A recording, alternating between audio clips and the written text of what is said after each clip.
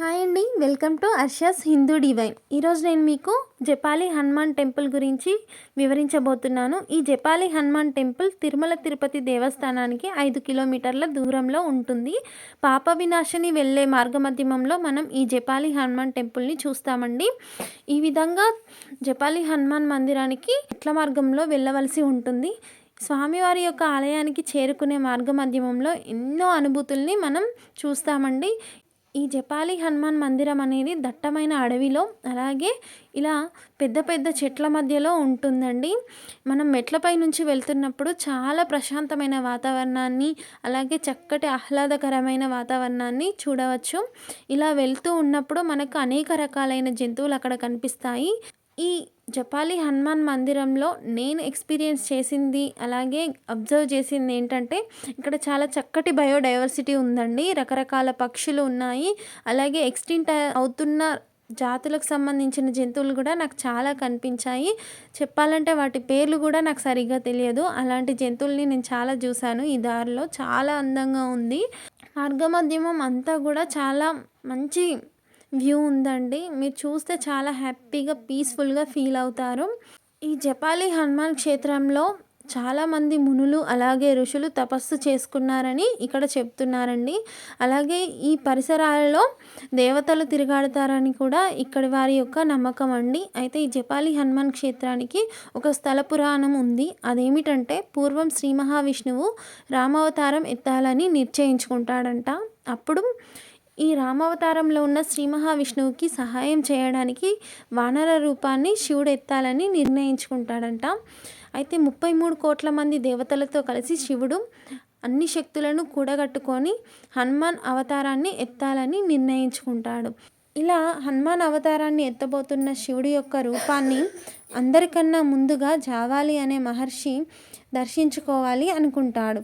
తాను రాబోవు హనుమాన్ యొక్క రూపాన్ని అందరికన్నా ముందుగా దర్శించుకోవడం కోసం శివుణ్ణి ప్రసన్నం చేసుకోవాలని జావాలి మహర్షి అనుకుంటాడంట. అందుకోసం తగిన స్థలాన్ని వెతకడం కోసం భూమండలం మొత్తం తిరుగుతూ ఉండగా అతనికి ఈ వెంకటాచలంలో ఉన్నటువంటి జావాలి ప్రాంతం కనిపిస్తుంది. ఈ ప్రాంతంలో తాను స్నాన జపాలు ఆచరిస్తూ, హోమాలు చేస్తూ శివుణ్ణి వేడుకుంటూ ఉంటాడు. తన యొక్క జపాన్ని చూసి ప్రసన్నమైన శివుడు తాను దాల్చబోయే హనుమంతుని యొక్క రూపాన్ని జావాలి మహర్షికి దర్శనమిస్తాడు. రామాయణంలోని అయోధ్యకాండలో జావాలి ఋషి తన యొక్క ధర్మ విరుద్ధమైన మాటలతో వాక్కు దోషాన్ని మూటగట్టుకుంటాడు. ఆ విధంగా అతనికి అంటిన వాక్కు దోషాన్ని పోగొట్టుకోవడం కోసం జావాలి తీర్థంలో తాను తపస్సు చేసి రామగుండంలో స్నానం ఆచరించి వాక్కు దోషం నుంచి విముక్తుడవుతాడు. ఈ విధంగా ఈ జపాలి ప్రదేశం ఎంతో పవిత్రతను సంతరించుకుంది. అలాగే శ్రీరామచంద్రుడు తన యొక్క వనవాసంలో రావణుణ్ణి సంహరించిన తర్వాత సతీ సమేతంగా అయోధ్యకి బయలుదేరే సమయంలో అతను ఈ జవాలి అనే అరణ్య ప్రాంతంలో కొద్ది రోజులు గడుపుతాడు. అప్పుడు ఇక్కడ శ్రీరాముడు మరియు సీతమ్మ వారు స్నానం ఆచరిస్తారు. శ్రీరాముడు స్నానమాచరించిన తీర్థంనకు రామగుండం అని, అలాగే సీతామాత స్నానమాచరించిన తీర్థానికి సీతాగుండం అనే పేర్లతో ఈ తీర్థానికి రామగుండం మరియు సీతాగుండం అనే పేర్లు వచ్చాయి. అలాగే ఇంకొక కథ ప్రకారం ఈ జవాలి తీర్థాన్ని ధ్రువ తీర్థం అనే పేరుతో కూడా పిలుస్తారు. అది ఎలాగా అంటే, ధ్రువుడనే ఒక భక్తుడు కూడా ఇక్కడ స్నానం ఆచరించి భగవంతుని యొక్క సాక్షాత్కారాన్ని పొందుతాడంట.